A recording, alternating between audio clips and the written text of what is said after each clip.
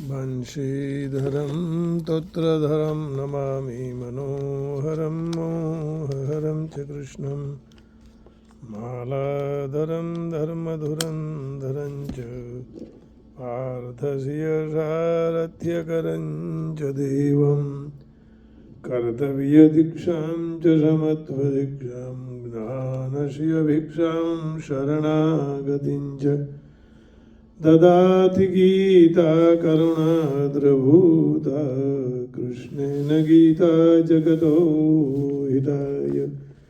श्रीमद् भगवद गीता जी रहस्यम अध्याय 2 श्लोक 35वां। अब भगवान ने कहा कि माननीय पुरुषों के लिए अपकीर्ति सभी जगह तुम्हारी प्रतिष्ठा हो जाएगी। अपकीर्ति माने कीर्ति की प्रतिष्ठा होनी चाहिए, उल्टा हो जाएगा। तो आगे कह रहे हैं भयाद्रणादुपरतं मंस्यन्ते त्वं महारथा येषां च त्वं बहुमतो भूत्वा यास्यसि राघवम्। और जिनकी दृष्टि में तू पहले बहुत सम्मानित होकर अब लघुता को प्राप्त होगा। लघुताम यास्यति त्वं यास्यसि अर्जुनः यास्यति। तो वे महारथी लोग तुझे भय के कारण युद्ध से हटा हुआ मानेंगे। अब जिनकी दृष्टि में तो बहुत सम्मानित होकर लघुता को प्राप्त होगा, इस वाक्य का क्या भाव है? ऊपर युक्त वाक्य से भगवान ने यह भाव दिखलाया है कि भीष्म, द्रोण, शल्य आदि तथा विराट, द्रुपद, सात्यकी और दृष्ट द्युम्नादि महारथी गण जो तुम्हारी बहुत प्रतिष्ठा करते आए हैं, तुम्हें बड़ा भारी शूरवीर, महान योद्धा और धर्मात्मा मानते हैं। तो युद्ध का त्याग करने से तुम उनकी दृष्टि में गिर जाओगे, वे तुमको कायर समझने लगेंगे। महारथी लोग तुझे भय के कारण युद्ध से हटा हुआ मानेंगे। इस वाक्य का क्या भाव है? इस वाक्य से भगवान ने महारथियों की दृष्टि में अर्जुन के गिर जाने का ही स्पष्टीकरण किया है। अभिप्राय यही है कि वे महारथी लोग यह नहीं समझेंगे कि अर्जुन अपने स्वजन समुदाय पर दया करके या युद्ध को पाप समझकर उसका परित्याग कर रहे हैं। वे तो यही समझेंगे कि भयभीत होकर अपने प्राण बचाने के लिए युद्ध का त्याग कर रहे हैं। इस परिस्थिति में युद्ध न करना तुम्हारे लिए किसी तरह भी उचित नहीं है। और आगे क्या कहेंगे? वाच्यवादांश्च बहुन् वदिष्यन्ति तवाहिताः निंदन्तस्तव सामर्थ्यम ततो दुःखतरम नु किम। तेरे वैरी लोग तेरे सामर्थ्य की निंदा करते हुए तुझे बहुत से न कहने योग्य वचन भी कहेंगे, उससे अधिक दुख क्या होगा? 34वें श्लोक में यह बात कही दी थी, सभी प्राणी तुम्हारी निंदा करेंगे।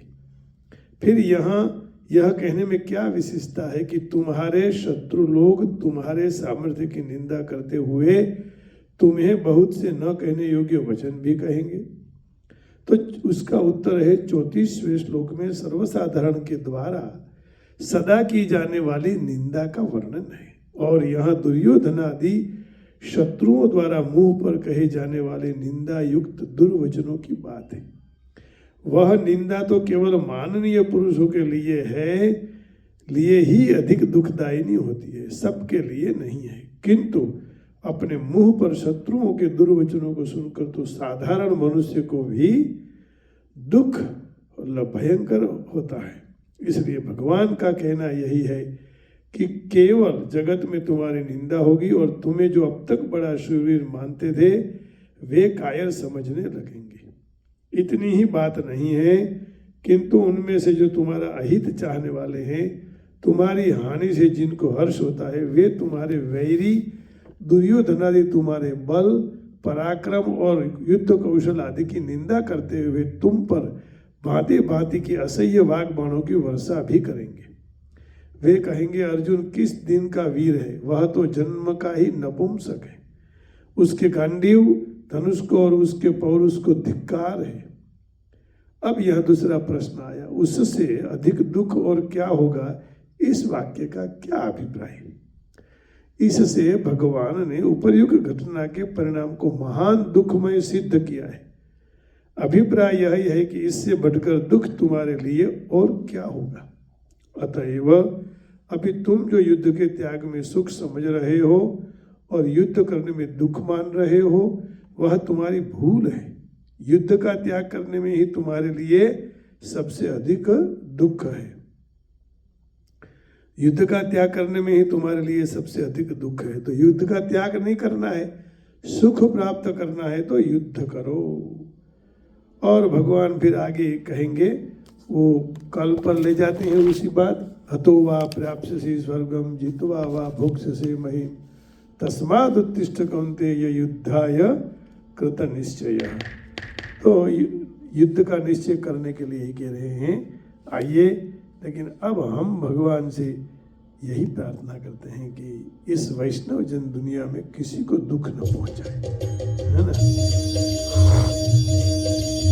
धर्म युद्ध तो करना है, ऐसे ही किसी को दुख नहीं देना है।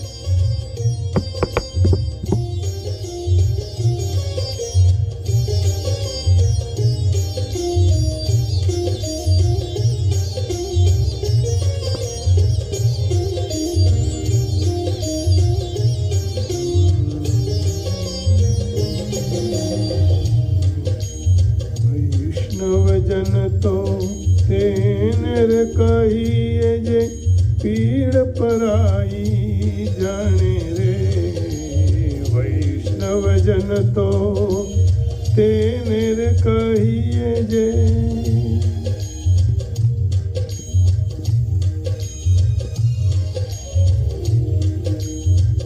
पर दुखे उपकार करे तो ये पर दुखे उपकार करे तो ये मन अभिमान आने रे।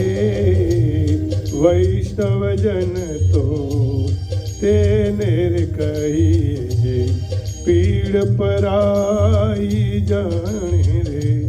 वैष्णव जन तो तेने कहिए।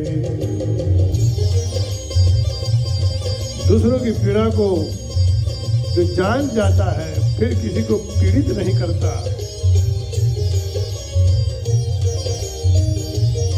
पापाय परपीडनम, व्यास जी ने कहा, अष्टादश पुराणेषु व्यासस्य वचनद्वयम् परोपकार पुण्याय। सकल लोकमा सौने वंदे निंदा न करे के नीरे। सकल लोक मां सौने वंदे निंदा न करे के नीरे। वाच काच मन निश्चल राखे। वाच काच मन निश्चल राखे। धन धन जननी तेनी रे। वैष्णव जन तो तेने कहिए पीड़ पराई जाने रे। वैष्णव जन तो तेने कहिए। વાણી અને કાચ એટલે પોતાનું ચરિત્ર, આ બંને પોતાના કાબૂમાં રાખે। ગમે તે બોલવું નહીં, ગમે તેમ બોલવું નહીં, ગમે ત્યાં બોલવું નહીં, ગમે તેવું બોલવું નહીં।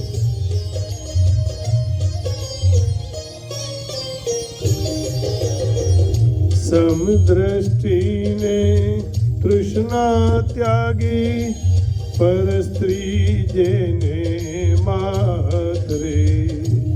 समदृष्टिने तृष्णा त्यागी पर स्त्री जेने मातरे। जीवा थकी असत्य न बोले। जीवा थकी असत्य न बोले। पर धन नव जाले हाथ रे। वैष्णव जन तो तेने कहिए पीड़ पराई जाने रे। जन तो तेने रे कहिए जे पीड़ पराई जाने रे। आप सबके हृदय में बैठी हुई माँ उमिया जी को प्रणाम करके वाणी को विराम देता हूँ। माँ बाहिसरावाड़ी भी आपके हृदय में बैठी है, उनको भी प्रणाम करके वाणी को विराम देता हूँ। जय श्री कृष्ण, हरिओम, राधे राधे। फिर कल मिलेंगे। जय गीता मैया।